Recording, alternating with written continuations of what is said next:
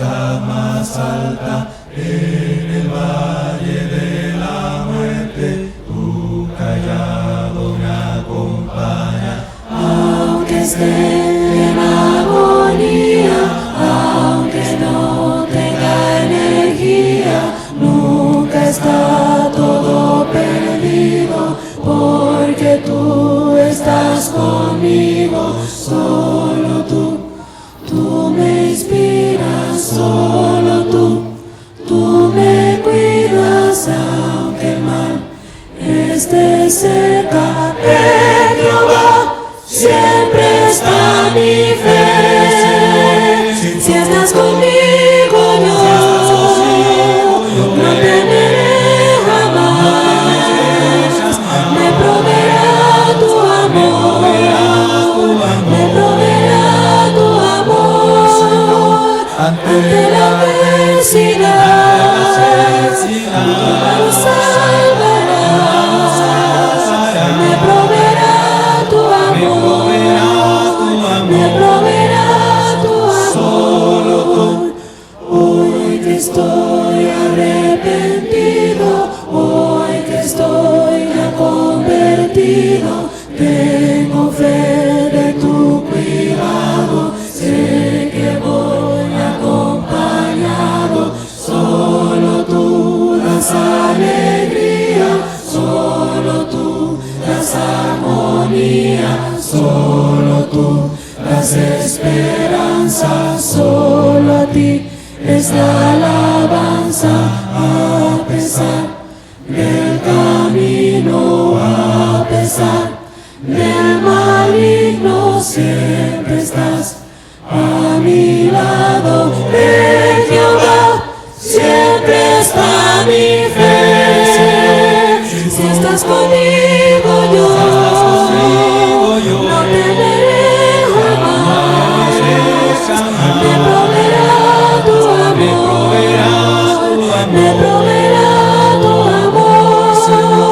Ante la adversidad, tu mano salvará. Me proveerá tu amor, me proveerá tu amor. Tú eres mi luz, tú eres mi paz, en mi corazón, siempre en mi corazón. Tu palabra está en la adversidad, tú me salvarás.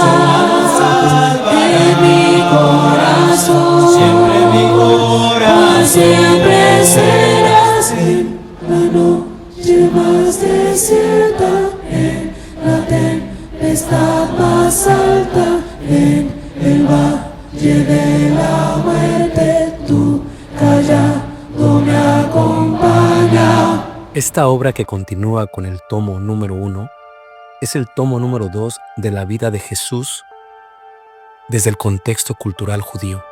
Una síntesis de la historia de Jesús en su bello ministerio a través de los 4 evangelios. La misma combina el análisis textual, las fuentes, el contexto histórico, contexto cultural, la religión y la identidad de nuestro Mesías, nuestro Señor Jesús. El contexto judío es fundamental para entender tanto la vida de Jesús así como su influencia que ha tenido a través de nuestra vida, pues Él habló a una multitud que practicaba muchas cosas que suelen ser entendidas solo a través de ese contexto cultural.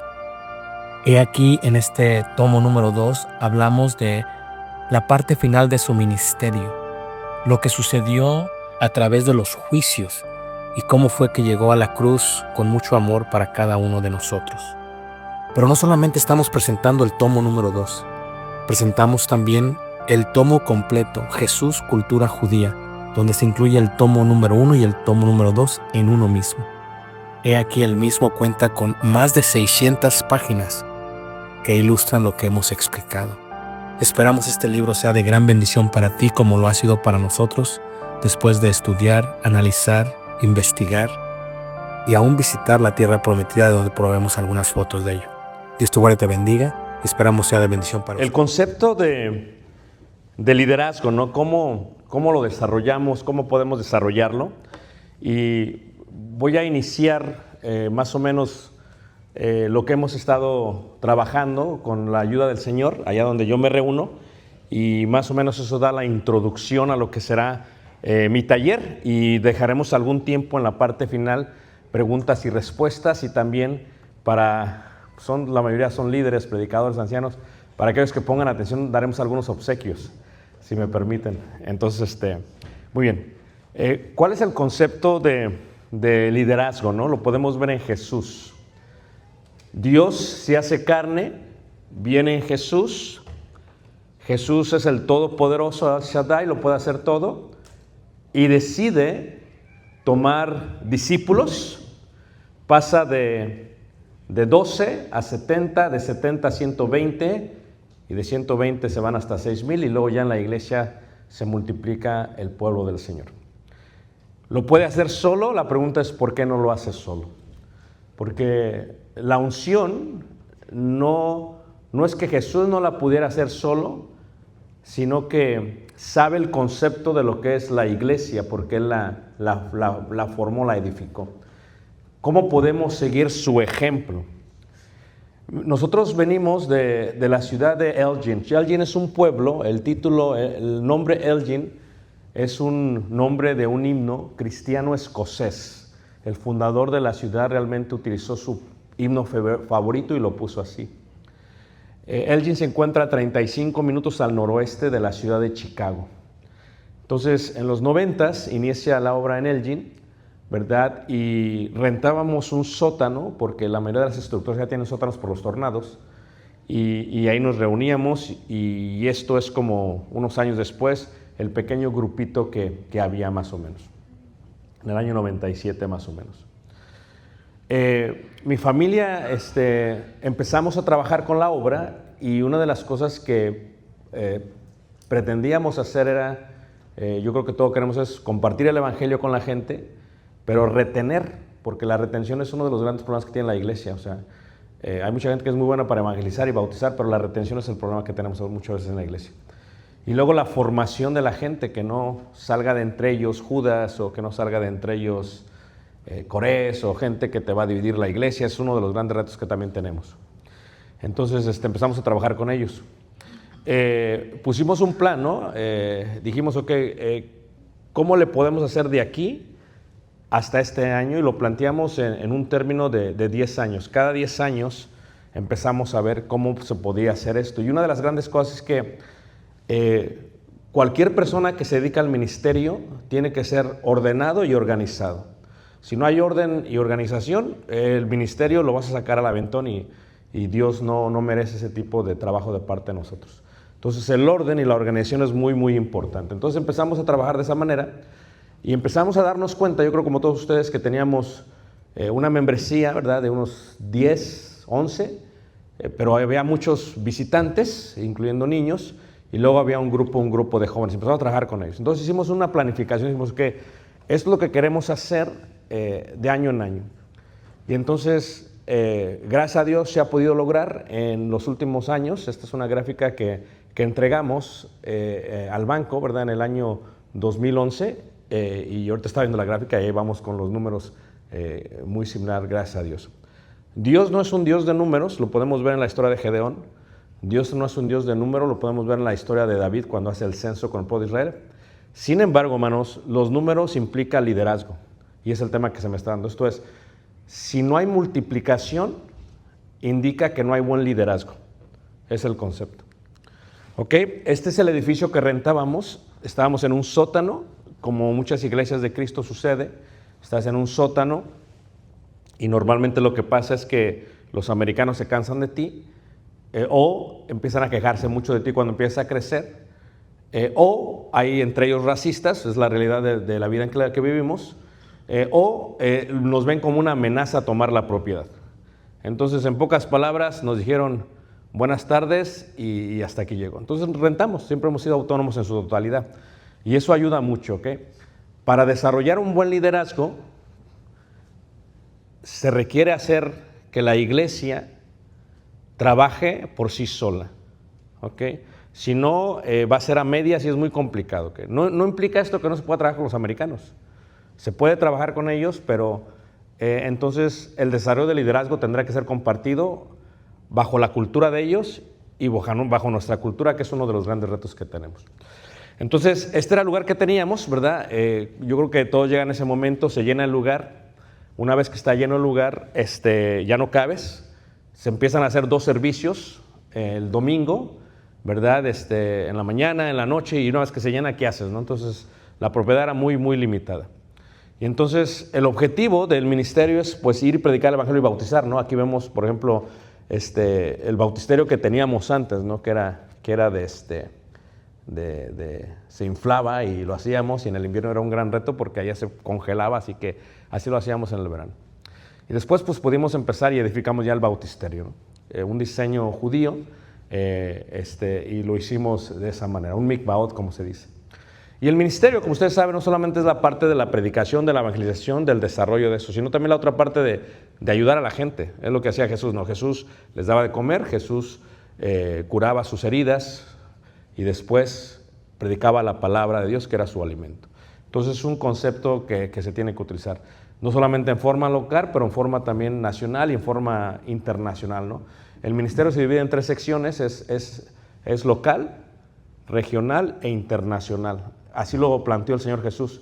Y me seréis testigos, ¿verdad? Primero en Jerusalén, y luego en Judea y Samaria, o sea, la región, y luego hasta el fin del mundo. Entonces, son 3 secciones y te enfocas en eso. No vamos a enfocarnos aquí, de aquí a acá y de aquí a acá. Esa es la parte que tienes. Entonces, el ministerio tiene muchas cosas, pero entre más crece el ministerio, pues hay más retos, ¿no? O sea, ¿cómo le haces para cubrir las cosas locales y cómo le haces para llegar más allá?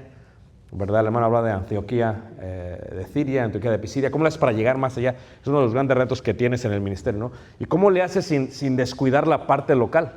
¿Cómo le haces, cómo haces misiones? ¿Cómo desarrollas gente? ¿Cómo cuidas la gente local? ¿Cómo trabajas en la comunidad? O sea, es un concepto de desarrollo y de liderazgo, ¿no? Es lo que estamos hablando. Este es el edificio que compramos. Lo compramos en el 2013, 2014, esa fue la iglesia con la cual caminamos, hicimos un recorrido del edificio que rentábamos a ese edificio, caminamos, fue algo, les llamamos un camino para recordar, y lo que hicimos fue que todos caminamos, fue un término de 1 hora y media, casi 2 horas, y en el camino íbamos parando con los niños y con todos íbamos orando, íbamos parando, íbamos orando, íbamos orando.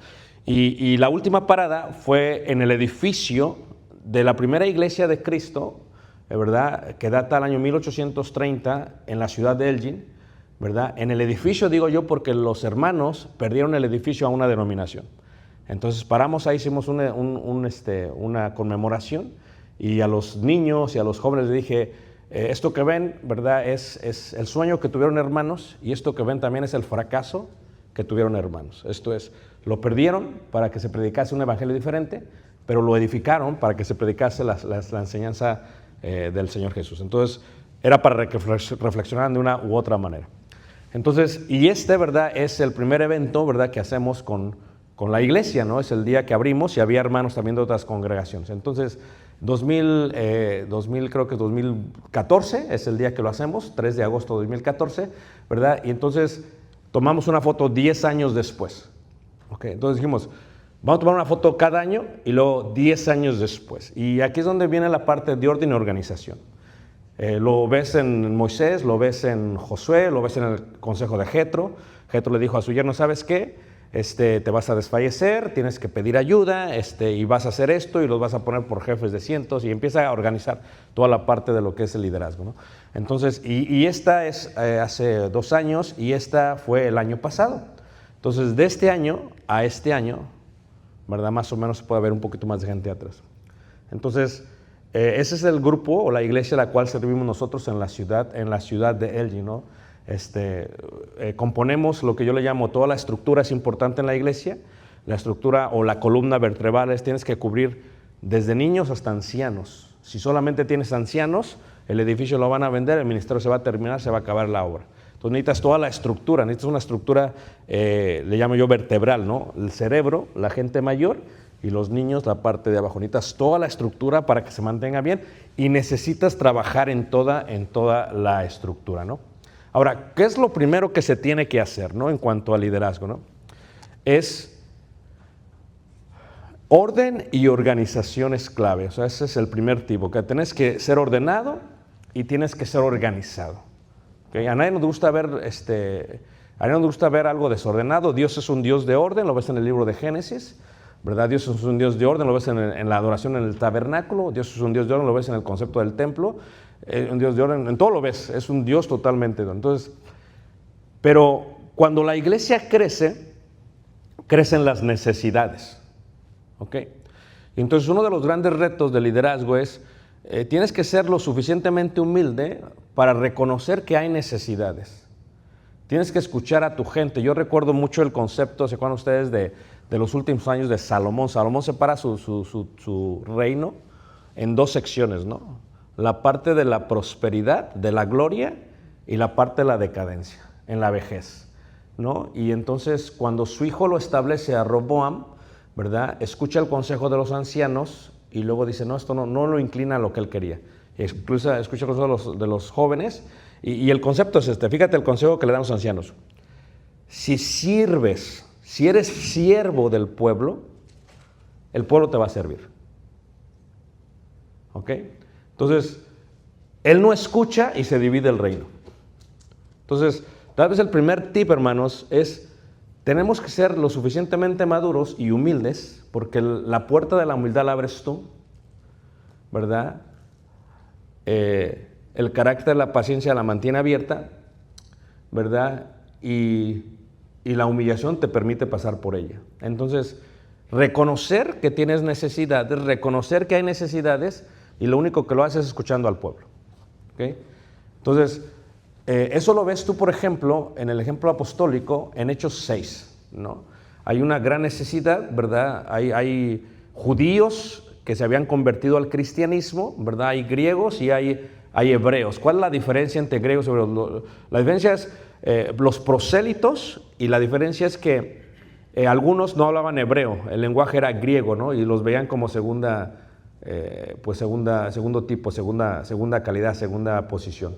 Eso pasa mucho en las sinagogas, ¿no? Hay muchas sinagogas a través del mundo, que si la sinagoga está en México, por ejemplo, en Polanco, en Ciudad de México, o no sé, en San Pedro, en Monterrey, o no sé, entonces la gente se adhiere tanto al lugar que empieza a hablar como el lugar y se olvidan del hebreo. Entonces, esa es la gran diferencia, y hablar hebreo para ellos era hablar el lenguaje divino. Entonces, el ejemplo apostólico es, hay una necesidad, ¿no? Hay una murmuración, y ¿qué hacemos al respecto? ¿No?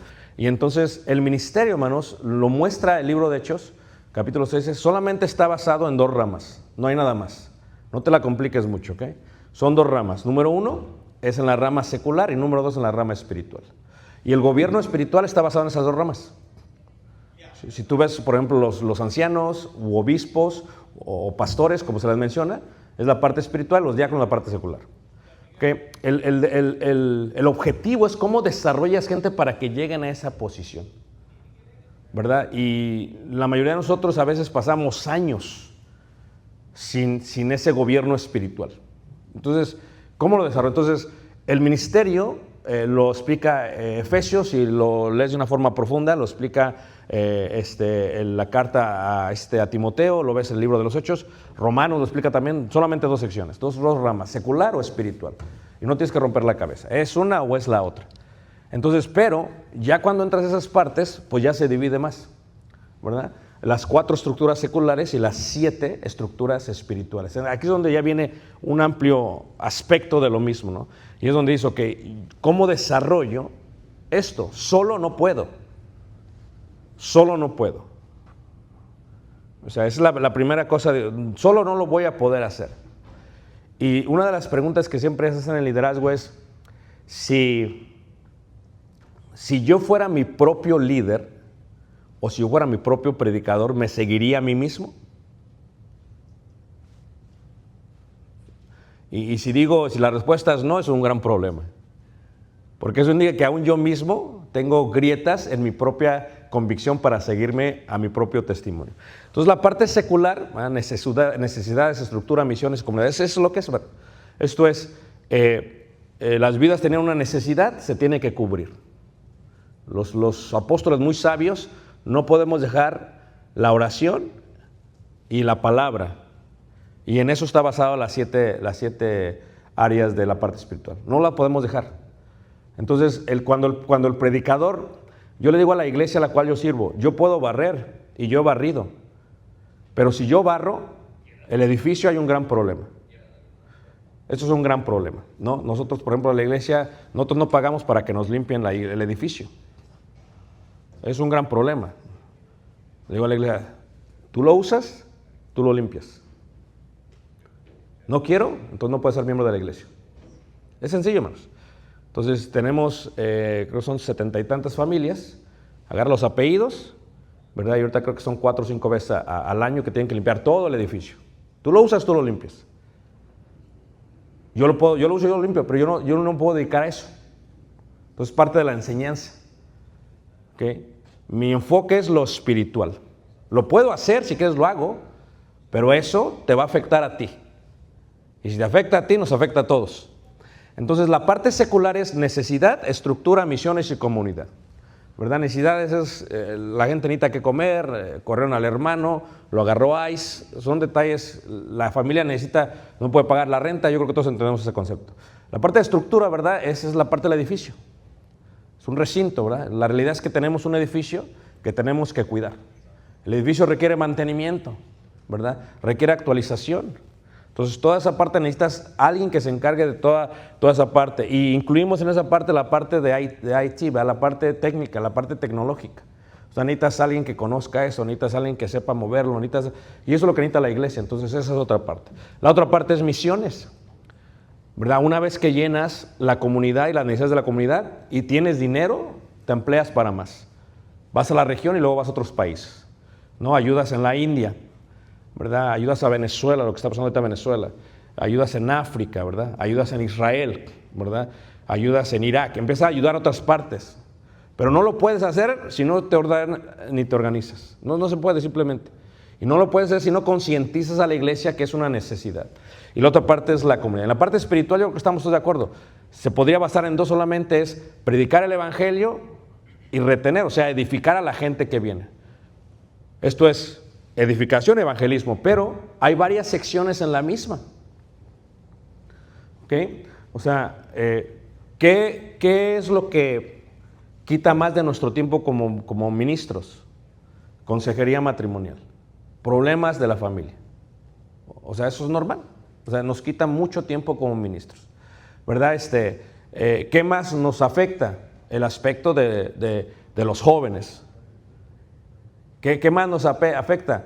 Cuando alguien viene al edificio, como dice Primera Carta de Corintios capítulo 14, la gente viene a juzgar. No viene a adorar todavía, viene a juzgar. Y dice el apóstol Pablo, si entra alguno entre vosotros que es indocto, y ve que es un desorden, la pregunta se va a quedar. Cuando alguien entra a la puerta, lo que quieres es que vayan diciendo ahí realmente adoran a Dios. Y es un concepto de adoración. Y la adoración implica ¿qué? ¿Quién dirige los cantos? Implica ¿quién da las lecturas? ¿Quién da la oración? ¿Quién predica? Todo eso aplica, hermanos, a la manera, en la primera impresión de alguien que viene. Y esa es otra parte de la espiritual. Porque eso define todo, la parte de las mujeres, la parte de los jóvenes, la parte de ¿qué? La parte de los niños. Entonces, aquí cómo desarrollamos, ¿no? O sea, tienes un grupo de personas, ¿cómo desarrollamos a la gente para que esa gente pueda liderar, bíblicamente hablando, Romanos capítulo 12, pueda presidir, es la palabra correcta. ¿Cómo lo hacemos para que alguien pueda presidir, para que pueda dirigir, para que pueda liderar, ¿no? Y entonces, si no hay dirección, si no hay compás, no van a llegar. Y nosotros, pues somos los compases. Nosotros somos los que lo tenemos que. Entonces, ¿cómo le hacemos para que eso suceda? O sea, ¿cómo elegimos, no? O sea, primera parte es, tenemos que identificar las necesidades. Y entonces, no sé si se les ha pasado, pero es algo grandísimo, ¿no? Entonces, ¿cómo le haces? Porque son muchas. Depende lo grande que sea el pueblo de Dios. Entonces, lo que tú tienes que hacer es establecer sistemas y en esos sistemas empezar a delegar responsabilidades. Y los sistemas ya están en la Biblia, no los tienes que cambiar. El problema es que a veces no los podemos asimilar. Pero ¿cómo le haces para elegir? ¿Cómo le haces para eso? La primera parte es Yo creo que estamos todos de acuerdo que es la elección de los siervos. Esto es, ¿quién va a servir? Y ese es el concepto de lo que se le llama el doulos selection. En griego doulos es siervo, ¿no? Y siervo es esclavo, ¿no? Y entonces la primera parte es que Dios te enseña lo siguiente. ¿Quieres dirigir? Baja. Él lo dijo, dice, es que ustedes saben que la gente de este mundo se enseñorea de las naciones, no será así con vosotros, sino que el que quiere ser más grande será vuestro ¿qué? Siervo. El concepto es que no es subir, es bajar. No es subir, es bajar. Uno de los grandes retos que yo veo en las iglesias es este mal concepto del anciano, de los ancianos. Y no sé por qué está así. Esto es, a alguien se le ocurrió colocar al anciano y al lado poner autoridad. Y hay autoridad en los ancianos totalmente. Pero a alguien se le ocurrió eso y el americano, culturalmente hablando, lo puede asimilar. Pero nosotros no. ¿Por qué? Porque el anciano americano sabe colaborar. Y el latino no sabe colaborar. Culturalmente le batalla. Y eso es un problema, porque cuando dices, ya vas a tener, te ponen como anciano, tienes autoridad, es un problema. Dices, ya puedo mandar. No, el anciano sirve. Es más, la palabra obispo viene del griego episcope, que era normalmente una persona del gobierno, del Imperio Romano, que tenía 3 objetivos. Número 1, supervisar. Número 2, visitar. Y número 3, organizar. Y es lo que tienen que hacer los ancianos. Es lo único que tienen que hacer. Si sirven, se encargan de esa parte. Pero como es una iglesia que apenas está comenzando, pues ¿cómo eliges los siervos? Tienes que irlos desarrollando. Y la temática es eso, ¿cómo haces la selección? ¿Va? Número 1, yo creo que está de más decirlo, ¿no? Moisés elige a Josué, pero duró 40 años para que Josué tomara su lugar. Que a veces aceleramos el proceso y ese es el error que cometemos. Cuando aceleras el proceso y la persona no está en el estado espiritual correcto, se le suben a la cabeza los humos y te destruye la obra o te la dividen. ¿Okay? Cuando ves, por ejemplo, a Elías, pasaron muchos años para que entrara Eliseo. Y Eliseo tenía tanto respeto que esperó a que se le diera el manto. Y uno de los problemas con la iglesia es que se adelanta mucha gente. Te quita el manto y todavía ni te mueres. Todavía ni te lleva el carro de oro, de fuego y ya te está matando. Espérate, déjame irme al cielo. El otro ejemplo es Jesús. Jesús hace una excelente selección. Todos son importantes, porque en un cuerpo todos son los mismos, son importantes. Pero la parte final que elige para el apostolado, hermanos, era necesario por la capacidad que tenía Pablo. Pablo era un abogado, entendía las comunidades judías que iba a visitar, hablaba 19 idiomas, era la crema innata de la sociedad judía y cualquiera lo iba a escuchar. Entonces, ¿cómo hace la selección? Lo tiene que humillar, lo tiene que colocar en ceguez y poco a poco lo empieza a levantar.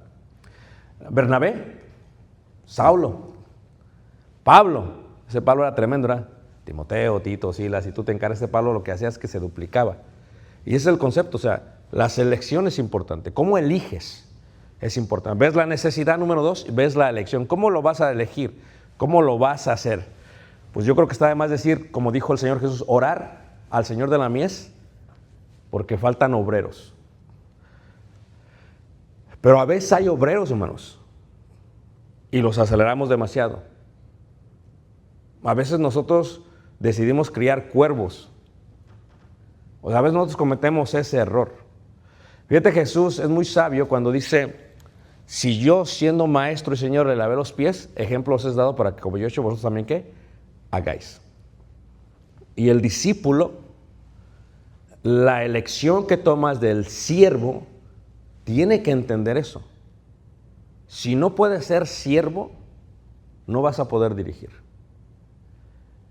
Y si no puedes ser el siervo de Jesús, y el discípulo de Jesús, que en este caso te está guiando a través de mí, no lo vas a poder hacer. Y a veces los levantas, no sé si les ha pasado, levantas tanto a la persona y se vuela. La primera parte. Y a veces orar, hermanos, hay necesidades graves y necesitas ayunar. Yo cuando hablo del ayuno, no sé por qué la gente se asusta, pero es una práctica del primer siglo, de la iglesia primitiva, antes de la primera misión, oraron y ayunaron, o sea, es algo que hacían ellos. Esto no es un concepto pentecostés ni denominacional, es un concepto de la iglesia del Señor que lo hacían, los judíos lo hacían y la iglesia lo practicaba, un Pablo lo practicaba. Entonces el ayuno es importante. ¿Por qué tienes que ayunar? Porque se requiere. No como un sacrificio, sino como una disciplina espiritual, con el concepto de ¿qué? De que el Señor envíe siervos. Elección, oración, orar. Pero no solamente se ora, es orar y ¿qué? Y laborar. Es el concepto de Mateo, ¿no? Pedid, se os dará. Buscad, ¿qué? O sea, pedid, Dios te lo va a dar, pero si te quedas ahí no te va a dar nada. ¿Ok? Y ustedes tienen que ver, si piensan ahorita en los miembros de la iglesia, ahí está la materia prima que Dios, quien es más sabio que tú, te dio. Y quien es perfecto te dio. La problema es cómo vamos a explotar esa materia prima. Porque ahí está. Ahí está. Pero ¿cómo le vamos a hacer? Es orar y laborar. Un rabino decía lo siguiente, un siglo antes de Cristo, decía, ora como si todo dependiera de Dios, pero labora como si todo dependiera de ti. Okay. Si tú viste Barcelona, España, estuvimos allá en una misión en marzo, o sea, ese es el concepto, orar y laborar, ese es el lema, orar y laborar, vas a orar y vas a laborar. No solamente tienes que laborar, tienes que hacer algo al respecto. Pero cómo se elabora y cómo se desarrolla, ¿no? Aquí viene la parte de la elección, cómo eliges, ¿no? ¿Cómo eliges? ¿Okay? Hay tres conceptos muy importantes en la elección, hermanos, ¿okay? Número uno, ¿okay? Le llamamos los 3 círculos de liderazgo, ¿okay? Son importantísimos, ¿okay? El primero es energía, actividad. El miembro que vas a poner tiene que ser activo. Uno de los grandes errores que cometemos en la iglesia es que el miembro se pierde por un mes y llega y luego lo pones a orar. No. Es una falta de respeto a Dios, es una falta de respeto a la membresía, es una falta de respeto a lo que quieres tú diseñar como liderazgo. O sea, energía indica que es una persona activa dentro de la iglesia. Lo ves en el ejemplo de Hechos 6. Buscar entre vosotros. Era gente que ya estaba haciendo. Es el concepto de establecer ancianos y diáconos, es que se nombran, se establecen, pero ya lo están haciendo antes de. O sea, no es como que lo establezco y ya lo empiezan a hacer. Y eso es lo que pasa en las iglesias.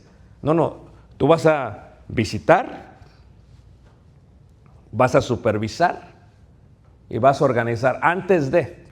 Y la iglesia te reconoce por eso antes de, y ya te ve como anciano antes de que se te coloque.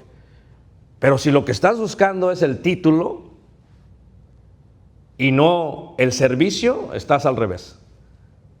Porque vamos a servir. Es más, la palabra ministro es siervo. La primera parte es energía. La segunda parte es inteligencia. Y hay varios tipos de inteligencia, ¿ok? Está la inteligencia emocional, está la inteligencia espiritual, habla de la segunda carta de Tesalónicos, habla de eso, ¿verdad? Está la inteligencia artificial ahorita, ¿ok? Entonces, pero estamos hablando de la inteligencia espiritual. Tienes que ser una persona inteligente, hermanos. ¿Okay? Porque a uno le dio un talento, a otros 2 y otros 5. Y el que dirige tiene que tener el don. Y tiene que ser inteligente, hermanos. ¿Ok? No todos podemos ser chiefs, dicen en inglés, jefes. Tiene que haber indios y jefes. Porque todos somos jefes, no se puede.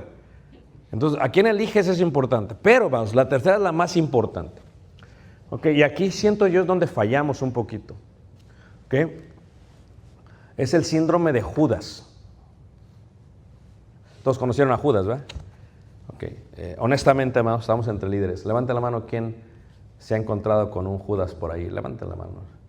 Y hasta tú lo bautizaste, ¿verdad? De haber sabido ni lo metes al agua, ¿verdad? Pero esa es otra cosa. El síndrome de Judas, hermanos, implica el tercer concepto que debes de buscar. Tienes la energía, tienes la inteligencia, pero si no tienes el tercero no se puede, hermanos. La integridad. Eso, hermanos, es clave. El que es fiel en lo poco será fiel en lo mucho. En palabras de Jetro, dice, hombres de verdad. Y fíjate que siempre en la integridad hay dos cosas que están. Hablando yo con el hermano Luis en España, íbamos hablando, hermano, su acento español, hombre, tú debes saber cómo son las cosas. Digo, yo sé, tú dime. Dice que el hombre, dice, hay 3 cosas que le afectan. Digo, ¿qué es? Dice, las 3 Fs. Feo, fuerte y formal, ¿o qué? No, ¿de qué hablo? No, es las finanzas, la fama y las faldas.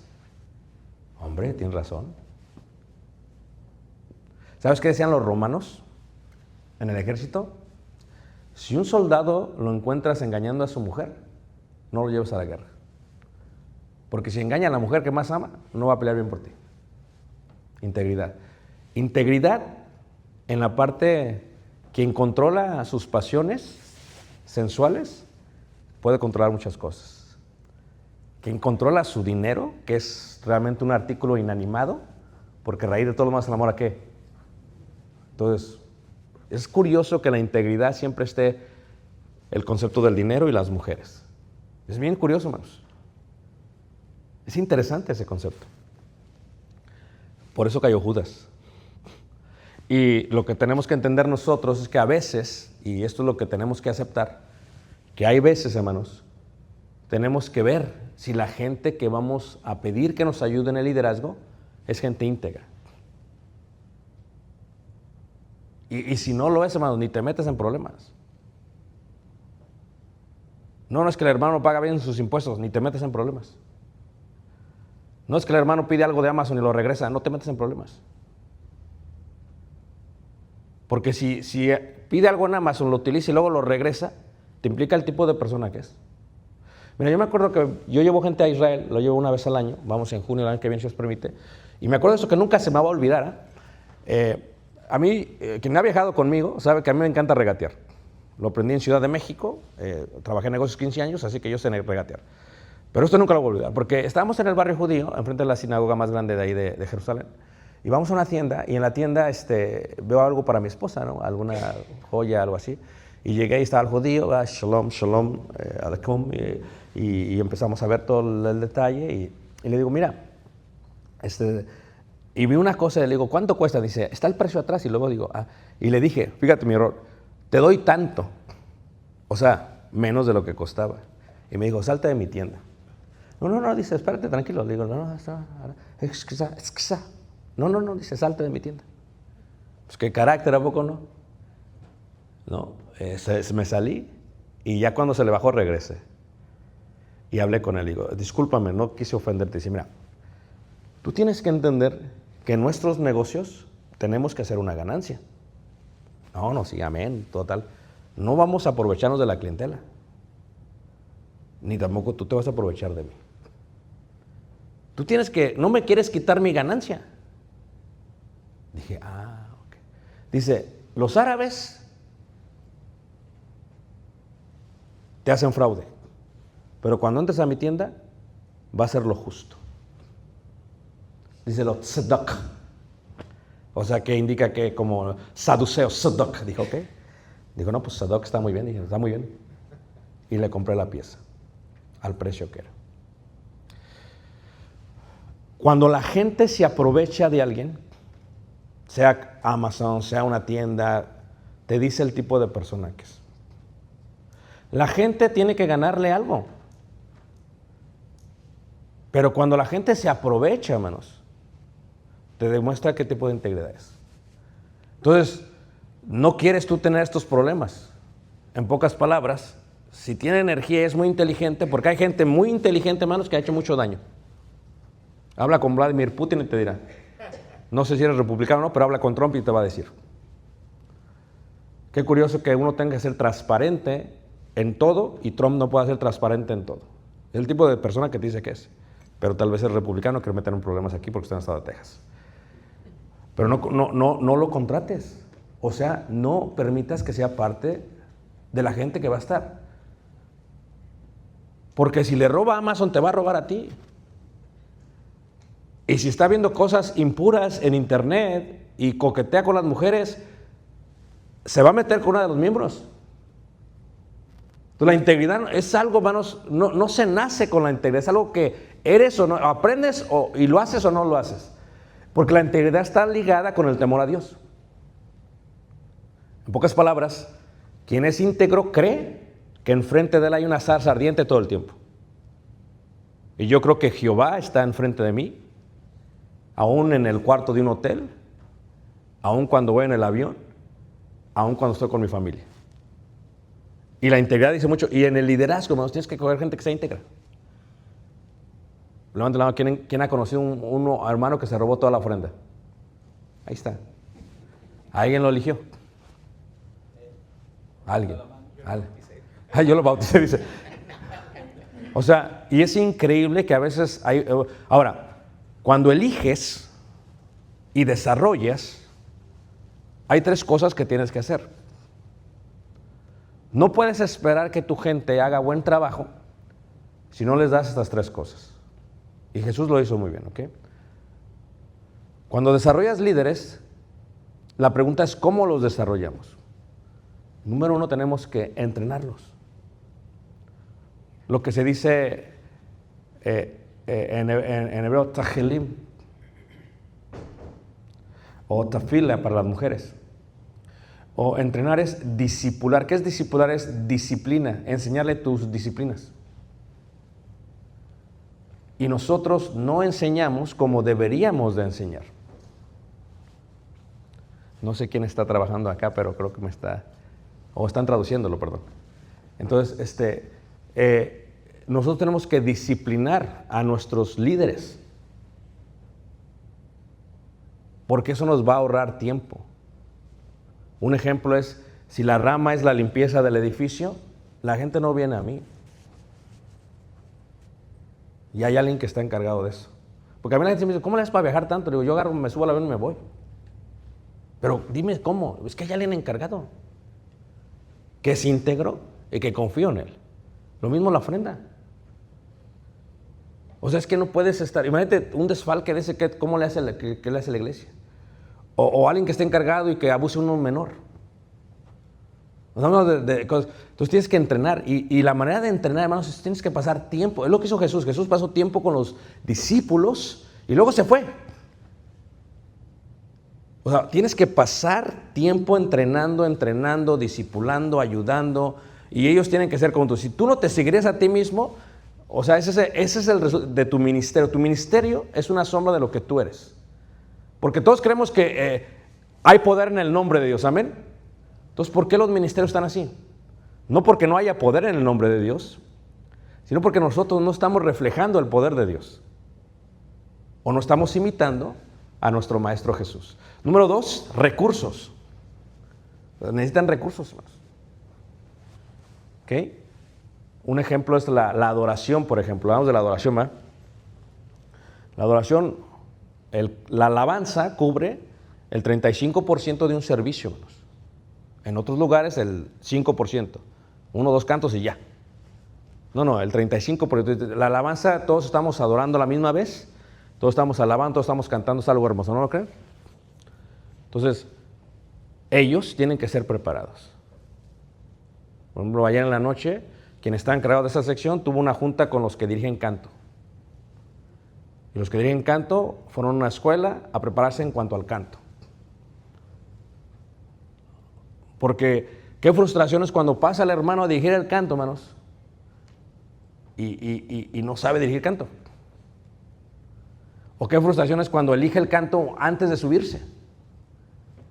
O sea, nosotros podemos soportarlo porque pues, amén, porque pues somos hermanos, ya que perdón. Pero el visitante, hermanos, tiene que venir y tiene que salir edificado.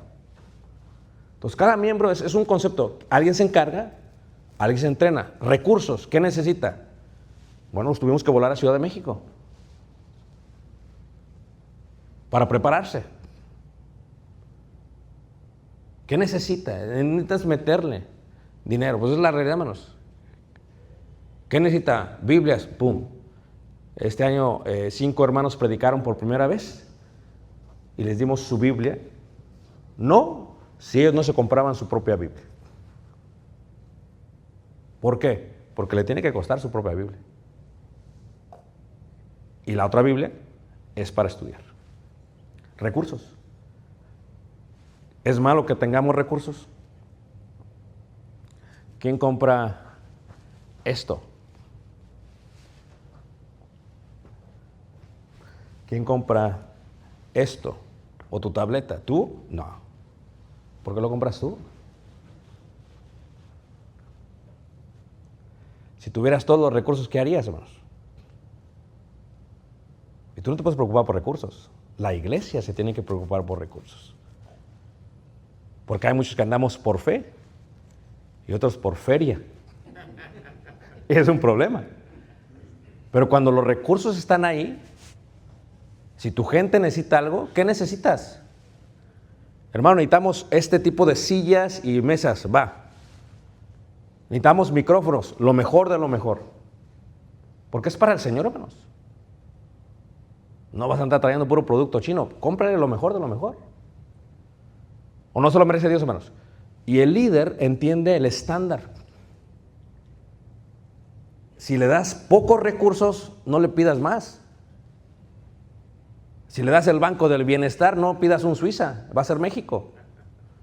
O sea, tienes que entender que refleja lo que das. Y número 3, hermanos, tiempo.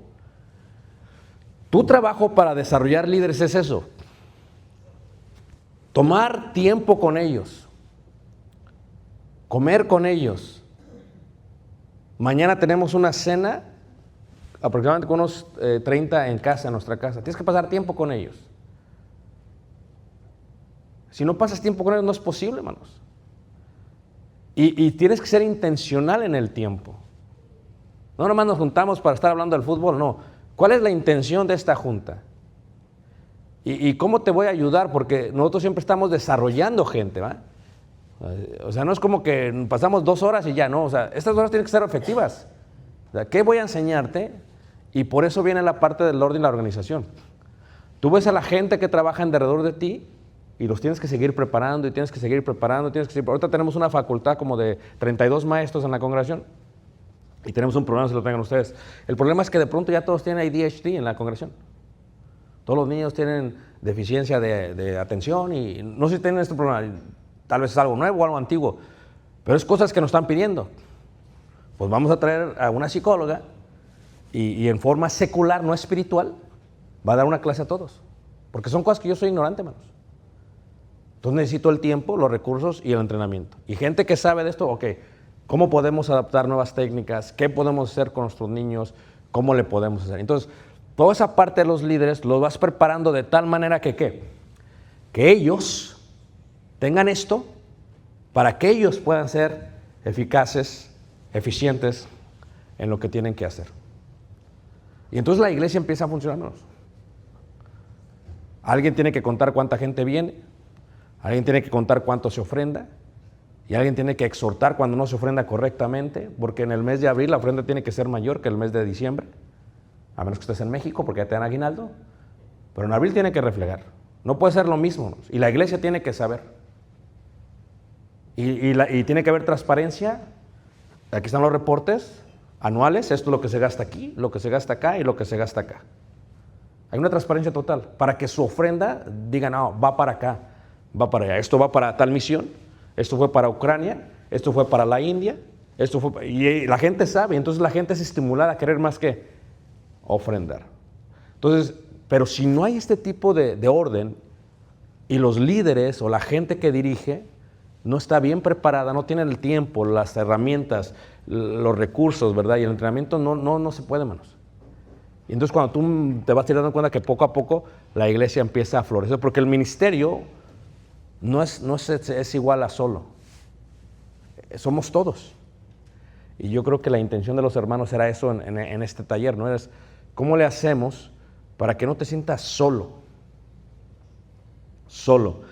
Hay 3 versículos que escribió Salomón y dice que tiene que haber multitud de consejeros y de consejos para que haya éxito.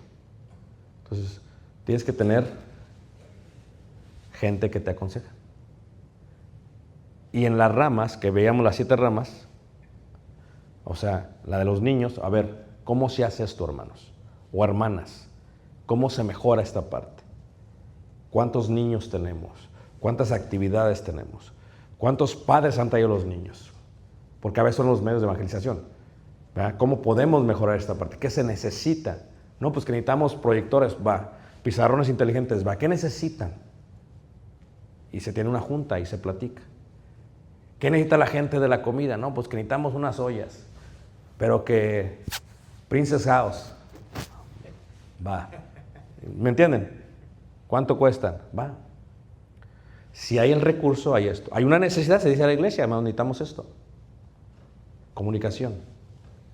Y cuando llegas al punto, hermanos, de que todos están trabajando, ya no estás solo. Si es un ministerio con el fin de perfeccionar a los santos para que se predique el evangelio. Y todo va unido. Niños, jóvenes, matrimonios, mujeres, varones. Y de entre ellos ya hay gente que está sirviendo. Ya hay gente que es anciano aunque no se haya establecido. Ya hay gente que es diácono aunque no se haya establecido. El establecimiento realmente es un reconocimiento de la obra que ya están haciendo. El anciano no piensa solamente en autoridad, piensa en servir. Y así es como se va moviendo. Entonces, lo voy a dejar ahí, hermanos. Voy a dar unos regalos para despertar a algunos de ustedes porque creo que tienen hambre. ¿Están todos aquí, hermanos? Entonces, estuvimos apenas en Turquía y trajimos unos separadores.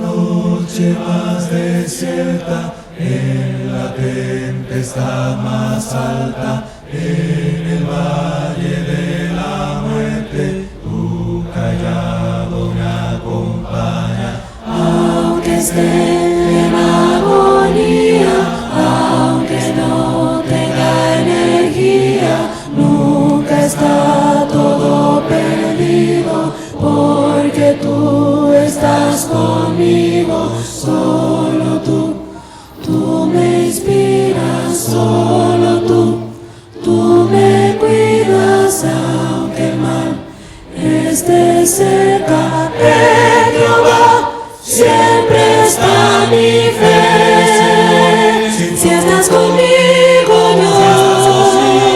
yo no temeré jamás. Me proveerá tu amor, me proveerá tu amor. Ante la adversidad, tu mano salvará. Me proveerá tu amor, me proveerá tu amor. Hoy que estoy arrepentido, hoy que estoy ya convertido, tengo fe de tu cuidado, sé que voy acompañado. Solo tú das alegría, solo tú das armonía, solo tú das esperanza, solo a ti es la alabanza. A pesar del camino, a pesar del maligno, siempre estás a mi lado. En Jehová siempre está mi fe. Si estás conmigo yo no temeré jamás. Me proveerá tu amor, me proveerá tu amor. Ante la adversidad, tu mano salvará. Me proveerá tu amor, me proveerá tu amor. Tú eres mi luz, tú eres mi paz, en mi corazón, siempre en mi corazón. Tu palabra está en la adversidad, tú me salvarás. En mi corazón, siempre en mi corazón. siempre serás en la noche más desierta, en la tempestad más alta, en el valle de la muerte, tu callado me acompaña. Esta obra, que continúa con el tomo número 1, es el tomo número 2 de la vida de Jesús desde el contexto cultural judío. Una síntesis de la historia de Jesús en su bello ministerio a través de los 4 evangelios. La misma combina el análisis textual, las fuentes, el contexto histórico, contexto cultural, la religión y la identidad de nuestro Mesías, nuestro Señor Jesús. El contexto judío es fundamental para entender tanto la vida de Jesús así como su influencia que ha tenido a través de nuestra vida, pues Él habló a una multitud que practicaba muchas cosas que suelen ser entendidas solo a través de ese contexto cultural. He aquí, en este tomo número 2, hablamos de la parte final de su ministerio, lo que sucedió a través de los juicios y cómo fue que llegó a la cruz con mucho amor para cada uno de nosotros. Pero no solamente estamos presentando el tomo número 2, presentamos también el tomo completo, Jesús, Cultura Judía, donde se incluye el tomo número 1 y el tomo número 2 en uno mismo. He aquí, el mismo cuenta con más de 600 páginas que ilustran lo que hemos explicado. Esperamos este libro sea de gran bendición para ti como lo ha sido para nosotros, después de estudiar, analizar, investigar y aún visitar la tierra prometida, de donde probemos algunas fotos de ello. Dios te guarde y te bendiga. Esperamos sea de bendición para ustedes. Shalom, shalom. Gracias.